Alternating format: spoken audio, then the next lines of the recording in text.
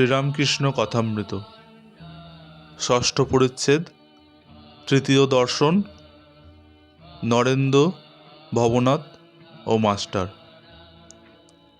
Master তখন বরানগরে বোনের বাড়িতে ছিলেন। ঠাকুর রামকৃষ্ণকে দর্শন করা অবধি তার সর্বদা একই চিন্তা। সর্বদাই যেন তিনি সেই আনন্দময় মূর্তি দেখছেন ও তার সেই অমৃতময়ী কথা শুনছেন। ভাবতে লাগলেন, এই দরিদ্র ব্রাহ্মণ কিভাবে এই সব গভীর তত্ত্ব অনুসন্ধান করলেন এবং জানলেন, আর এত সহজে এই সব কথা তিনি কিভাবে সকলকে বুঝিয়ে বলতে পারেন। যাকে কখনো দেখেননি তাকেও তিনি এইভাবে কিভাবে বোঝাতে পারেন। কখন তার কাছে যাবেন আর আবার তাকে দর্শন করবেন, এই কথাই মাস্টারমশাই রাত দিন ভাবছেন। দেখতে দেখতে এলো রবিবার 5ই মার্চ। বরানগরে নেপালবাবুর সঙ্গে বেলা 3-4টের সময় তিনি দক্ষিণেশ্বরের বাগানে এসে পৌঁছালেন। দেখলেন সেই পূর্ব পরিচিত ঘরের মধ্যে ঠাকুর রামকৃষ্ণ ছোট তক্তপোষের ওপর বসে আছেন।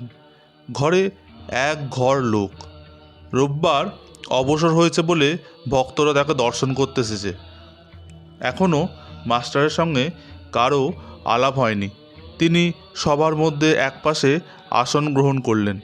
দেখলেন ভক্ত সঙ্গে সহস্র বদনে ঠাকুর কথা বলছেন। একটি 49 বর্ষ বয়স্ক ছোকরাকে উদ্দেশ্য করে ও তার দিকে তাকিয়ে ঠাকুর যেন কত আনন্দিত হয়ে অনেক কথা বলছেন। ছেলেটির নাম নরেন্দ্র, কলেজে পড়েন এবং সাধারণ ব্রাহ্ম সমাজে যাতায়াত আছে। তার কথাগুলি তেজও পরিপূর্ণ, চোখ দুটি উজ্জ্বল, ভক্তের চেহারা। মাস্টার অনুমানে বুঝলেন যে কথাটি বিষয়াসক্ত সংসারী ব্যক্তির সম্বন্ধে হচ্ছে। যারা কেবল ঈশ্বর ঈশ্বর করে, ধর্ম ধর্ম করে, তাদের ওই সকল ব্যক্তিরা নিন্দা করে। আর সংসারে কত দুষ্টু লোক আছে, তাদের সঙ্গে কীরূপ ব্যবহার করা উচিত, এইসব কথা হচ্ছে। শ্রীরামকৃষ্ণ নরেন্দ্রের প্রতি চেয়ে বললেন, নরেন্দ্র, তুই কি বলিস? সংসারী লোকেরা কত কি বলে, কিন্তু দেখ, হাতি যখন চলে যায় পিছনে কত জানোয়ার কত রকম চিৎকার করে, কিন্তু হাতি ফিরেও চায় না। তোকে যদি কেউ নিন্দা করে তুই কি মনে করবি? নরেন্দ্র বলল, আমি মনে করব কুকুর ঘেউ ঘেউ করছে। রামকৃষ্ণ হেসে বললেন, না রে, অত দূর নয়। সকলে হেসে উঠল। রামকৃষ্ণ বললেন, ঈশ্বর সব জায়গায় রয়েছেন, তবে ভালো লোকের সঙ্গে মাখামাখি চলে, মন্দ লোকের কাছ থেকে তফাতে থাকতে হয়। বাঘের ভেতরেও নারায়ণ আছেন, তা বলে বাঘকে অলিঙ্গন করা চলে না। সকলে হেসে উঠল। রামকৃষ্ণ বললেন, যদি বলো বাঘ তো নারায়ণ, তবে কেন পালাবো? তার উত্তর, যারা বলছে পালিয়ে এসো তারাও তো নারায়ণ, তাদের কথা শুনি না কেন? তবে একটা গল্প শোনো, এই বলে রামকৃষ্ণ শুরু করলেন। কোনো বনে এক সাধু থাকেন, তার অনেকগুলি শিষ্য। তিনি একদিন শিষ্যদের উপদেশ দিলেন যে সর্বভূতে নারায়ণ আছেন, এইটি জেনে সকলকে নমস্কার করবে। একদিন একটি শিষ্য হোমের জন্য কাঠ আনতে গেছে বনে। এমন সময় একটা রব উঠল, কে কোথায় আছো, পালাও, একটা পাগলা হাতি যাচ্ছে। সবাই পালিয়ে গেল, কিন্তু শিষ্য পালালো না। সে জানে যে হাতিও তো নারায়ণ, তবে কেন পালাবো? এই বলে সে দাঁড়িয়ে রইল, নমস্কার করে স্তব স্তুতি করতে লাগলো। এদিকে মাহু চিৎকার করে বলছে, পালাও পালাও।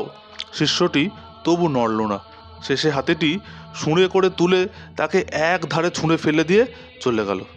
শিষ্য ক্ষতবিক্ষত হয়ে অচৈতন্য হয়ে পড়ে রইল। এই সংবাদ পেয়ে গুরু এবং অন্য শিষ্যরা তাকে আশ্রমে ধরাধরি করে নিয়ে এলো আর ওষুধ দিতে লাগলো। খানিকক্ষণ পরে চেতনা হলে ওকে কেউ কেউ জিজ্ঞাসা করলো, তুমি কেন হাতি আসতে শুনেও চলে গেলে না? সে তখন বলল, গুরুদেব যে আমায় বলে দিয়েছেন যে নারায়ণী মানুষ জীব জন্তু সব হয়েছেন, তাই আমি হাতি নারায়ণ আসছে দেখে সেখান থেকে সরে যাইনি। গুরু তখন বললেন, বাবা, হাতি নারায়ণ আসছিলেন বটে, তা সত্য, কিন্তু বাবা, মাহুত নারায়ণ তো তোমাকে বারণ করছিল। যদি সবই নারায়ণ হবে তাহলে তার কথা তুমি বিশ্বাস করলে না কেন? মাহুত নারায়ণের কথাও তো শুনতে হয়। সকলে গল্প শুনে হেসে উঠল। রামকৃষ্ণ বললেন, সাধু অসাধু, ভক্ত অভক্ত সকলের হৃদয়েই নারায়ণ আছেন, কিন্তু অসাধু অভক্ত দুষ্টু লোকের সঙ্গে সেই রকম ব্যবহার চলে না, মাখামাখি চলে না। কারোর সঙ্গে কেবল মুখের আলাপ পর্যন্ত চলে, আবার কারোর সঙ্গে তাও চলে না। ওইরূপ লোকের কাছ থেকে তফাতে থাকতে হয়। একজন ভক্ত বলল, মহাশয়, যদি দুষ্টু লোকে অনিষ্ট করতে আসে বা অনিষ্ট করে, তাহলে কি চুপ করে বসে থাকা উচিত? রামকৃষ্ণ বললেন, লোকের সঙ্গে বাস করতে গেলে দুষ্টু লোকের হাত থেকে আপনাকে রক্ষা করার জন্য একটু তমগুণ দেখানো দরকার, কিন্তু সে অনিষ্ট করবে বলে উল্টে তার অনিষ্ট করা উচিত নয়। রামকৃষ্ণ একটি গল্প বললেন। এক মাঠে এক রাখাল গরু চড়াতো। সেই মাঠে একটা ভয়ঙ্কর বিষাক্ত সাপ ছিল। সকলে সেই সাপের ভয়ে অত্যন্ত সাবধানে থাকত। একদিন একটি ব্রহ্মচারী সেই মাঠের পথ দিয়ে আসছিল। রাখালেরা দৌড়ে এসে বলল, ঠাকুরমশাই, ওদিকে যাবেন না, ওদিকে একটা ভয়ানক বিষাক্ত সাপ আছে। ব্রহ্মচারী বলল, বাবা, তা হোক, আমার তাতে ভয় নেই, আমি মন্ত্র জানি। এই বলে ব্রহ্মচারী সেদিকে চলে গেল। রাখালেরা ভয়ে আর কেউ সঙ্গে গেল না। এদিকে সাপটা ফোনা তুলে দৌড়ে আসছে, কিন্তু কাছে আসতে না আসতে ব্রহ্মচারী যেই একটা মন্ত্র পড়ল, অমনি সাপটা কেঁচোর মতো পায়ের কাছে পড়ে রইল। ব্রহ্মচারী বলল, ওরে, তুই কেন অপরকে হিংসা করে বেড়াস? আয়, তোকে মন্ত্র দেব। এই মন্ত্র জপলে তোর ভগবানে ভক্তি হবে, ভগবান লাভ হবে, আর হিংসা প্রবৃত্তি থাকবে না। এই বলে সে সাপকে মন্ত্র দিল। সাপটা মন্ত্র পেয়ে গুরুকে প্রণাম করলো, আর জিজ্ঞাসা করলো, ঠাকুর, কি করে সাধনা করব বলুন? গুরু বললেন, এই মন্ত্র জপ করো, আর কারোর হিংসা করো না। ব্রহ্মচারী যাবার সময় বলল, আমি আবার আসব। এই রকমই কিছুদিন যায়। রাখালেরা দেখে সাপটা তো আর কামড়াতে আসে না, ঢেলা মারে, তবুও রাগ করে না, যেন কিচোর মতো হয়ে গেছে। একদিন একজন রাখাল সাপটার কাছে গিয়ে তার ল্যাজ ধরে খুব ঘুরপাক দিয়ে তাকে আছড়ে আছড়ে ফেলে দিল। সাপটার মুখ দিয়ে রক্ত উঠতে লাগলো, আর সে অচেতন হয়ে পড়ল, নড়েও না, চড়েও না। রাখালেরা মনে করলো সাপটা বোধহয় মরে গেছে। এই মনে করে তারা সব চলে গেল। অনেক রাত্রে সাপের চেতনা হলো। সে আস্তে আস্তে অতি কষ্টে গর্তের ভেতর চলে গেল। শরীর চূর্ণ, নড়বার শক্তি নেই। অনেক দিন পরে যখন সে অস্থি চর্মসার, তখন বাইরে খাবারের চেষ্টায় রাত্রে একবার চড়তে আসতো। ভয়ে ভয়ে দিনের বেলা আসতো না। মন্ত্র নেওয়া অবধি সে আর হিংসা করে না। মাটি, পাতা, গাছ থেকে পড়ে গেছে এরকম ফল খেয়ে সে জীবন ধারণ করত। প্রায় 1 বছর পরে ব্রহ্মচারী আবার সেই পথে এলো, এসেই সাপের সন্ধান করলো। রাখালেরা বলল, সে সাপ মরে গেছে। ব্রহ্মচারী কিন্তু ও কথা বিশ্বাস করলো না। সে জানে যে মন্ত্র নিয়েছে তার সাধন না হলে দেহত্যাগ হবে না। খুঁজে খুঁজে সে সেই দিকে তার দেওয়া নাম ধরে ডাকতে লাগলো। গুরুদেবের আওয়াজ শুনে গর্ত থেকে সাপটা বেরিয়ে এলো। ও খুব ভক্তি ভরে প্রণাম করলো। ব্রহ্মচারী জিজ্ঞাসা করলো, তুই কেমন আছিস?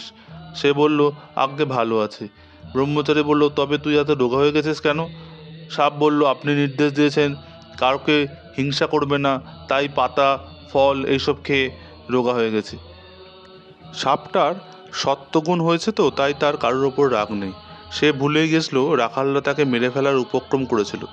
ব্রহ্মচারী বলল, শুধু না খাওয়ার জন্য তো এইরকম হয় না, অবশ্যই আরও কোনো কারণ আছে, ভেবে দেখো। সাপটার মনে পড়ল রাখালরা তাকে আছাড়ে মেরেছিল। তখন সে বলল, ঠাকুর, মনে পড়েছে বটে, রাখালরা একদিন আছাড় মেরেছিল। তারা অজ্ঞান, তারা তো জানে না আমার মনের কি অবস্থা, আমি যে কাউকে কামড়াবো না, কারোর অনিষ্ট করব না, এগুলো তারা জানবে কি করে? ব্রহ্মচারী বলল, ছি, তুই এত বোকা, আপনাকে রক্ষা করতে জানিস না? আমি কামড়াতে বারণ করেছি, ফোঁস করতে নয়। ফোঁস করে তাদের ভয় দেখাস না কেন? দুষ্টু লোকের কাছে ফোঁস করে ভয় দেখাতে হয়, পাছে অনিষ্ট করে। তাদের গায়ে বিষ ঢালতে নেই, অনিষ্ট করতে নেই। রামকৃষ্ণ বললেন, ঈশ্বরের সৃষ্টিতে নানা রকমের জীবজন্তু, গাছপালা আছে। জানোয়ারের মধ্যেও ভালো আছে, মন্দ আছে। বাঘের মতো হিংস্র জন্তু আছে। গাছের মধ্যে অমৃতের ন্যায় ফল আছে, আবার বিষফলও আছে। তেমনি মানুষের মধ্যেও ভালো আছে, মন্দ আছে, সাধু আছে, অসাধু আছে, সংসারে জীব আছে, আবার ভক্ত আছে। জীব 4 প্রকার: বদ্ধজীব, মুমুক্ষুজীব, মুক্তজীব ও নিত্যজীব। নিত্যজীব হলো যেমন নারদাদি, এরা সংসারে থাকে জীবের মঙ্গলের জন্য, জীবেদের শিক্ষা দেবার জন্য। বদ্ধজীব হলো যারা বিষয়ে আসক্ত হয়ে থাকে আর ভগবানকে ভুলে থাকে, ভুলেও ভগবানের চিন্তা করে না। মুমুক্ষু জীব হলো যারা মুক্ত হওয়ার চিন্তা করে, কিন্তু তাদের মধ্যে কেউ মুক্ত হতে পারে, কেউ পারে না। মুক্তজীব হলো যারা সংসারে কামিনী কাঞ্চনে আবদ্ধ নয়, যেমন সাধু সন্তরা, যাদের মনে বিষয় বুদ্ধি নেই আর যারা কেবল হরি পাদপদ্ম চিন্তা করে। রামকৃষ্ণ একটা গল্প বললেন। যেমন জাল ফেলা হয়েছে একটা পুকুরে, দু চারটে মাছ এমন শেয়ানা যে কখনোই জালে পড়ে না, এরা হলো নিত্যজীবের উদাহরণ। কিন্তু অনেক মাছে জালে পড়ে, এদের মধ্যে কতগুলি পালাবার চেষ্টা করে, এরা হলো মুমুক্ষু জীবের উদাহরণ। কিন্তু সব মাছ পালাতে পারে না, দু চারটে ধপাং ধপাং করে জাল থেকে পালিয়ে যায়। তখন জেলেরা বলে, ওই একটা মস্ত মাছ পালিয়ে গেল। কিন্তু যারা জালে পড়েছে অধিকাংশই পালাতে পারে না, আর পালাবার চেষ্টাও করে না, বরং জাল মুখে করে পুকুরের পাঁকের মধ্যে গিয়ে চুপ করে মুখ গুজে শুয়ে থাকে আর মনে করে কোনো ভয় নেই, আমরা বেশ আছি। কিন্তু জানে না যে জেলে হড় হড় করে তাদের টেনে ডাঙায় তুলবে। এরা হলো বদ্ধজীবের উদাহরণ। বদ্ধজীবেরা সংসারে কামিনী কাঞ্চনে বদ্ধ হয়ে রয়েছে, তাদের হাত পা বাঁধা। আবার তারা মনে করে যে সংসারে ওই কামিনী কাঞ্চনেই তাদের সুখ হবে আর তারা নির্ভয় থাকবে, জানে না যে ওতেই মৃত্যু হবে। বদ্ধজীব যখন মরে যায় তার পরিবার বলে, তুমি চললে, কিন্তু আমার জন্য কি করে গেলে? আবার এমনই মায়া যে প্রদীপটাতে বেশি সলতে চললে বদ্ধজীব বলে, তেল পুড়ে যাবে, সলতে কমিয়ে দাও। এদিকে সেই মৃত্যুসজ্জায় শুয়ে রয়েছে। বদ্ধজীবেরা ঈশ্বর চিন্তা করে না, যদি অবসর হয় তাহলে হয় আবোল তাবোল গল্প করে, নয়তো মিছে কাজ করে। জিজ্ঞাসা করলে বলে, আমি চুপ করে থাকতে পারি না, তাই বেড়া বাজছে। উপস্থিত ঘরের সকলে ঠাকুরের কথা শুনে স্তব্ধ হয়ে বসে রইল।